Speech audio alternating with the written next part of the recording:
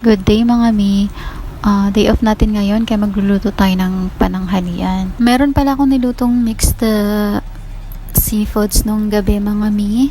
So, yan na rin ang niluto ko kinabukasan. Ininit ko lang siya tsaka hinalo ko na rin yung salmon belly para isahang timpla na lang. Ayan, sa akin po yung rice kasi rice is life tayo pero minsan lang po ako nagre-rice. Tapos ito naman ay dosha para sa asawa ko. Medyo sunog na siya mga mi pero okay lang yan. Hindi naman mapili yung asawa ko. Basta ganyan lang ang gusto niya. Hindi yan siya nagre-rice. Pero wet flour ang gamit ko niyan mga mi. Hindi siya all-purpose flour. So meron pa rin akong niluto na sabaw ng belly, salmon belly. Sinigang ko po siya mga mi para meron tayong konting sabaw. Ayan po ang aming pananghalian.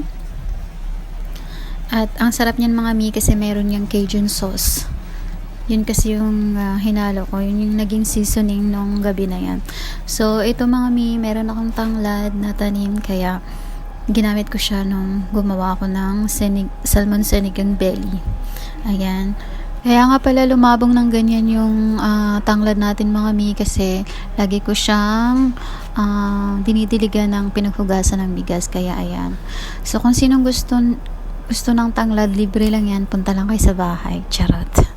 Ayan, tuwang-tuwa ko dyan kasi mahal talaga ang tanglad dito. Nasa 600 ang per kilo niya mga mi dito sa UAE. Alam ng mga kababayan natin yan.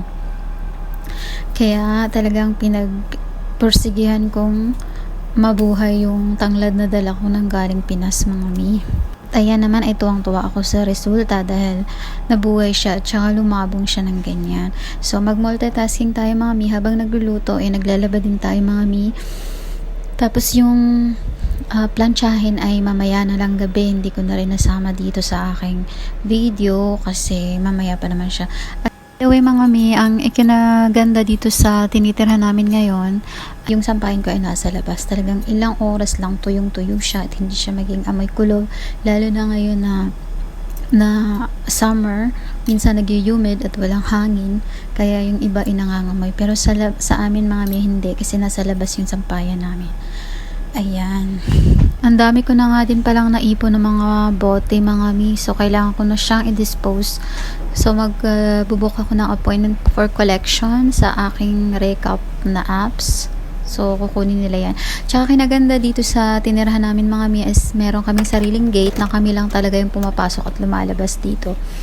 Dalawa kaming couple sa loob mga mi. May sarili kaming CR, may sariling kitchen na maliit pero sakto lang po sa amin. Ayan, ito po yung labas. Ayan yung sasakyan ng asawa ko. Ayan, binuksan ko lang. Sobrang init niya ng mga mi. Kaya balik na tayo sa loob mga mi. Thank you for watching. Have a nice day po sa lahat.